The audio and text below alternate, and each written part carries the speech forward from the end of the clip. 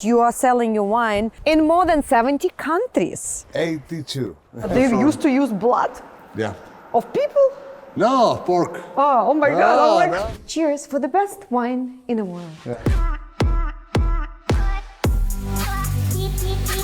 Welcome to Bodegas Muga, the pinnacle of Spanish wine excellence. Join me on a journey through tradition, innovation, and pure passion. Let's discover Bodegas Muga, where every bottle embodies a legacy of perfection. Hello, KATYA. Hello. Good to see you. This is my friend Juan Muga, who I've been talking about, the famous celebrity in the wine industry.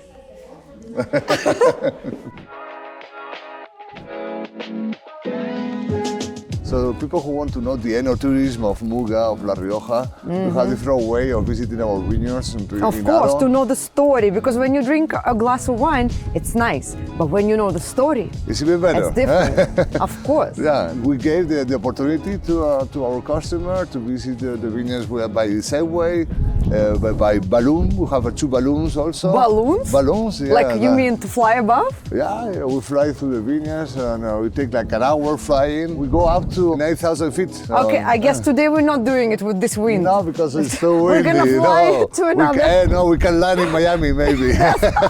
So where we are right now, So KATYA, we are now in a very special place. It's very close from my grandfather was born, Villalba de Rioja. And this is a very high location vineyards, Tempranillo and Graciano. The Tempranillo is the main variety. And then Graciano is the one who goes very well to make the wines like Torre Muga of Aro. That's our top wines.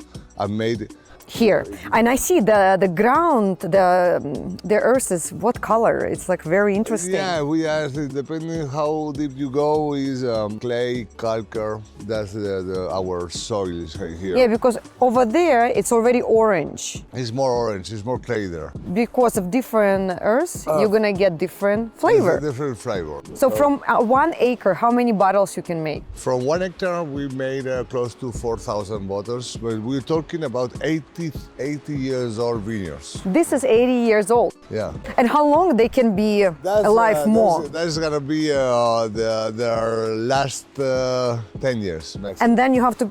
We have to replant. That's why we have from new plantation, we have our 550 hectares, goes from new plantation to 90 years old vineyards. Every year we have to plant. I know that Muga Wine is super famous all over the world, that you are selling your wine in more than 70 countries. 82. You see, I said more than 70, yeah, 82 countries. Yeah. This is a huge success. Tell me, what about China, America? Well, actually, I'm in charge of for US, Mexico, Central America, South America, Caribbean islands. And this was, well, my grandfather started in 1932, but everything was very step by step. You know, my brothers, my cousin, myself, traveling a lot, showing our wines, so door to door, you know. So it was very old-fashioned marketing in terms of selling wine, you know. So, but in the US, is our first export market is US. US. Yes. The domestic market is 45% of our business, the Spain. But then the first one in the export market in the 82 countries is US. So what do you think? What is the success story? Why you are so famous? What do you think? What is so special about your wines? I think it's because of the know-how of making wine. Of course, is the most important. The selection of the grapes. We believe very much in have our own identity. So we have our identity of making wine, being unique in terms of people and wine. Nowadays there are many good wines all around the world. Yeah. But unique, there are very few. We are very unique, and you will see later at the winery why we are unique. What is the production right now? How many bottles per year you're making? We produce, depends of the vintage, but normally it's like a 2 million bottles of wine. It's a huge amount. Not bad for a family company. For a winery, it's not that big, no? There are wineries nowadays who produce 50, 60 million bottles. But in terms of we are always looking for quality. With Muga, we touch the roof, you know. We don't want to produce more. We're looking very much to always to keep the quality of the wine. What about China? China is that's my brother Eduardo who manage China, and Asian countries really love good products also. It's a good market, but it's a strange market. It's Strange? Very rare. It's once, depends of the year, they go up, down, up, down. I think China is more whiskey than wine, no? But Oh, interesting. But no, it was China used to consume a lot of wine, but it was French wine was very popular in China, more than Spanish. So we are in Villalba de Rioja, that's the village where my grandfather was born. And this is in this castle, born Don Pedro Ruiz del Castillo. He was born here in 1521 and was the one who won the conquistadors of America. He founded the city of Mendoza. The Mendoza city is founded by a guy from this small village where my grandfather was born. It's something very unique, and we are very proud of that. So every single building, it's old, full of history. So you see the buildings are very old. Those one are from that period, the 1500s. And people who live in the city, what they do here? They have their own vines, and they sell. They used to sell the grapes to mostly to us, to Muga. And now you don't buy from anyone because you're growing. We buy like 20%. We buy. So you still buy? We still buy grapes. Still not enough. No. After how many you said you have parcels? 500? Yeah, and you still need more. No, we buy because there are always suppliers who are very good, so we need to buy. How many times you can use the same soil to grow the grapes? As many as you want. The only thing is you take one. So you plant. Once when you plant, you have to wait like 5 years to have the grape, to start the production of the grape. After 80 years, you have to take away the plant, and you have to keep without replant for 2-3 years. So for 80 years, you can use it? Yeah. That part of the winery is where our harvest is October. It's once a year. It starts very end of for the white, very end of September till end of October. No, for everything. We start with the white and we finish with the red. So the grapes arrive here. We make the grape selection. We take the stick from the grapes. We take the grapes, and the grapes goes directly to the fermentation room. Now we're gonna see the fermentation room. After the fermentation, we press in those presses. We press the rest of the grapes. But I will explain later. You will understand better. This is very unique. This is an oak. This is the only winery. Later we will see the coopery, but this is the only place where we produce our own cask. Barrel and cask, both. In a few wineries in Europe, they produce their own barrique, but both cask and barrique, we are the only one in Europe. Why? What is the problem of making it? Or it's totally because it's different? Very rare to find people who knows to make, how to make it. And most of the tanks are in stainless steel nowadays. So why are you saying it's unique? When I told you before we have our own identity, is because almost everything is made in oak. We are not using stainless steel. The oak gives us a unique identity. Flavor, right? Flavor also. So that's why we are using for fermentation. Even for fermentation, we are using oak, because normal wineries for fermentation they use stainless steel, but we use oak. So here we dry the oak we have to dry the oak once while we cut the tree, because I have to see everything is sustainable. So we plant 2-3 more times than we cut. In water, electricity, and oak, we are sustainable in everything. You understand? Sustainable. Sustainable in everything. That's very important nowadays for the planet. Of course, the environment, yes. Yeah. So you're making them, how many you have of them? I thought you have for close to 200. 200. Also, do you sell it for other wineries? No, it's just only for us, for you. For us. How many times you can use the same barrels? It's the cask we can use for almost a generation. You know, like 40, 50 years. But the barrique, we are changing the barrique. Depending on the wine, there are wines like Muga and Aro. We are using new barriques every single vintage. For the others wines from the winery, for the Muga Reserva, Selección Especial, Pradonea, our barriques we keep 4 or 5 years the barrique, and then we sell to other wineries. Then we are not reuse again, but other wineries they still use it. New and beautiful, waiting for gorgeous wine to be filled in. Wow, this is so cool. So this called wooden cask. Wooden cask, and you're using it for like? We use for like 30, 40 years because it's only for fermentation. This is very rare nowadays to use oak for fermentation. Very rare. So very rare. But why? Normally it's stainless steel. It's like a because history. It's more expensive. Okay. And it's more difficult to maintain. But it gives you the flavor, no? But you are looking for profit. This is like you will have less profit with oak because to maintain the oak is take longer. It's more difficult. But interesting. But give you a unique identity. But for a story or for a wine lover, it's a big thing. What people losing if they're not using it. Nowadays they make good wines with stainless steel and with oak. It doesn't matter. Both. No, but the oak maintain the identity. The stainless steel doesn't maintain. That's why the oak is, for us, is always better. Of course. But it's because it's like your own philosophy. Yeah, and like a recipe, right? Yeah. When you're changing the recipe a little bit, it's not the original. It's your own recipe. Yeah.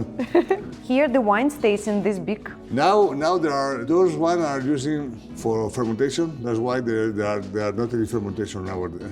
Right now, yes. The fermentation is from September, October, November, December. And how long the wine gonna stay there? Not the wine, the grapes. Like more or less 15 days. More or less 15 days, 1 month, 3 weeks. And then that's it. Nobody's using this. Yes, we are using because it's oak. We need have to be wet. So that's why we use every 2-3 months we have to use it, and we use with just to stabilize. So after fermentation we have to keep the wine 3-4 months before the aging in oak. So we are using them to keep the wine before start the aging in a barrique, the small one. So it was just finished 2 months ago. Very new, already we feel. I don't know, all of the 3 are filled. Yeah. No, this one no. You see the sun. Empty. Full.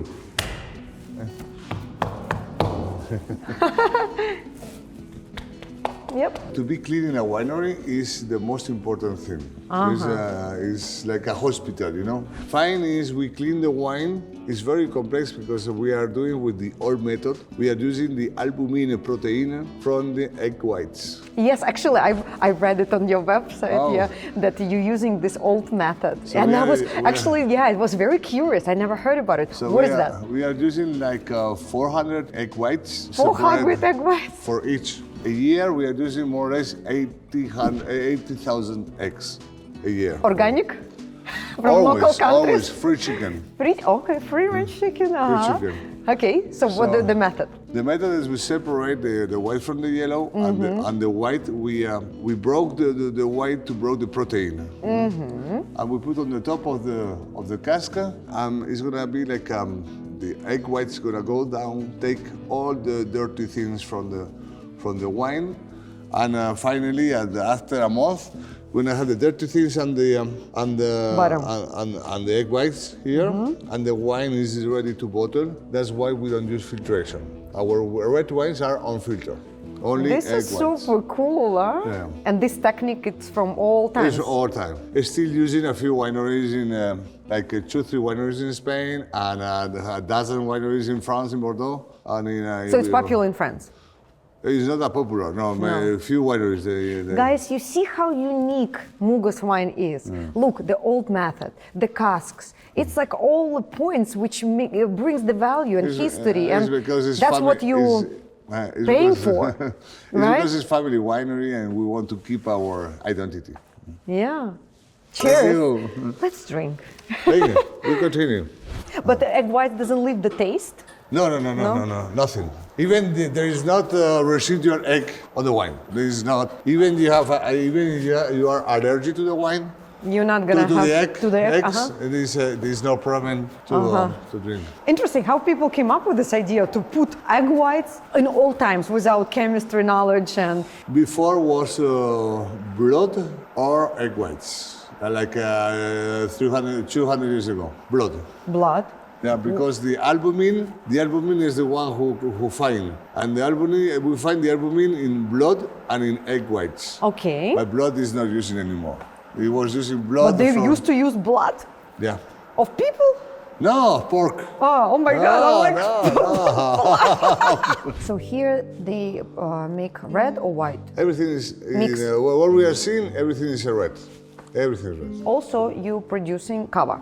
So how many types of wines you have? Like 10 different wines, mostly 70%, 75 is red wine. And then we do some of white, rosé, and a little bit of sparkling wine. But this one is using more for the Pradonea. This room is made for fermentation also. We use for the Pradonea. And now we're gonna see how after fermentation, how we keep the wine in oak, in barrique, before fine. The winery is about 30,000 square meters. So KATYA, this is the place where we age the wine in barrique. We have our Muga Reserva, we keep 2 years in barrique. Muga Selección Especial, we keep 2 years and a half, and the Gran Reserva Pradonea, we keep 3 years in barrique, before fine and before bottle. So this is, in total, we have around 16,000 barriques. We have our own coopery, I will show you later. And here we age the wine, we keep calm the wine during the 2-3 years. It should be specific temperature, right? Yeah, it's downstairs, we are underground right now. It's between 14 and 17 degrees all year. It's all year, so you don't need like an air condition here. No, it's natural. So how many people working for your company? At Muga Winery, we are around 110 people working nowadays. Yeah. But at the winery, then we have other people outside the winery, agents or brokers who work with us all over around the world. Yeah, representatives, right? Yeah, but in here, 110 people. I'm so proud, for example, when I'm in a restaurant and sommelier recommends me your wine, I'm saying, that's my friend. Thank you so much, KATYA. So which nominations your wine has? Every year we have our scores. We have a very good scores from Wine Spectator, from Barker, from James Sacklin, from Tim Akin. So the many review. Pradonea used to be the highest score. Our Gran Reserva Pradonea, Torre Muga, and Aro. The three wines had up to 99 points. So we are very, very proud of those wines. Yeah, it doesn't surprise you anymore. Yeah. Right? Thank you. Is it a good investment to buy Muga wine and keep it? It is.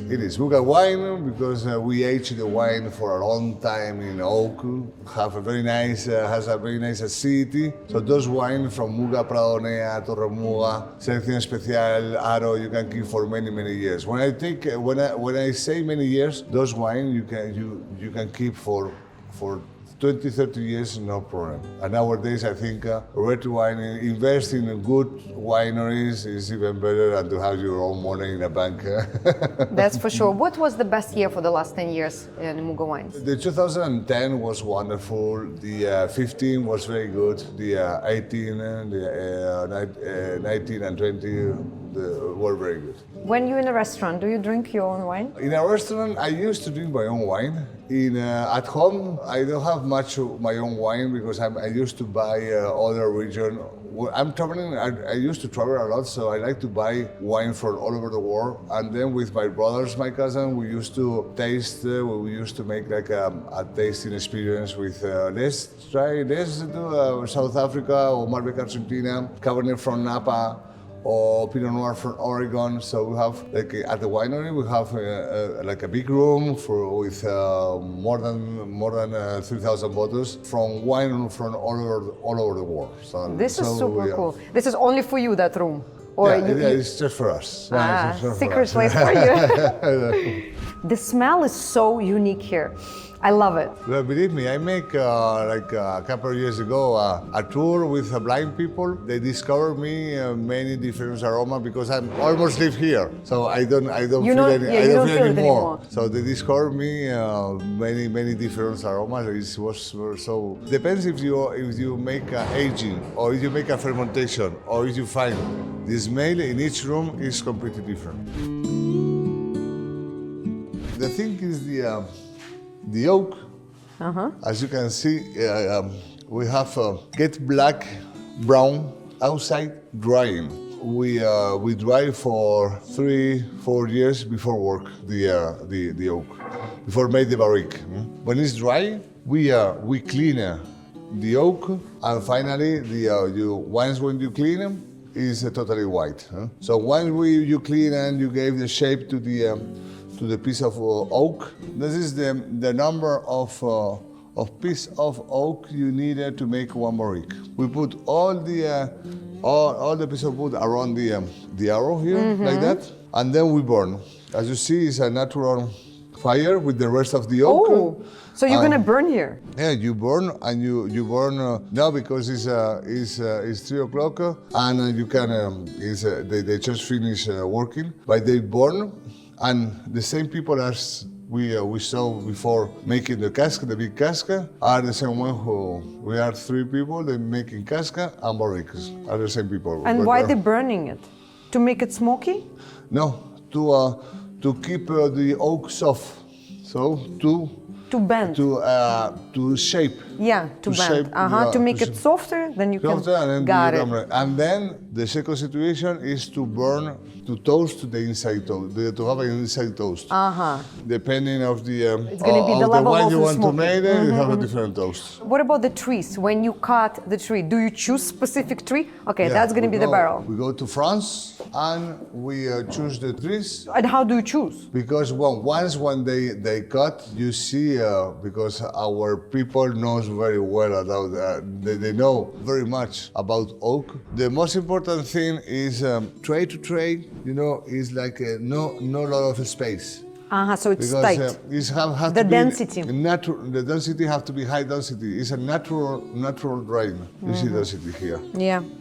This is a natural drain. If it's artificial drying, you have a lot of space between. You see, everything should be natural from the scratch by hand-picking of materials. It's a long process. And all the harvest is hand-picking. We are not using machines to pick the grapes. Everything by hand. By hand. Follow me. Cheers for the best wine in the world.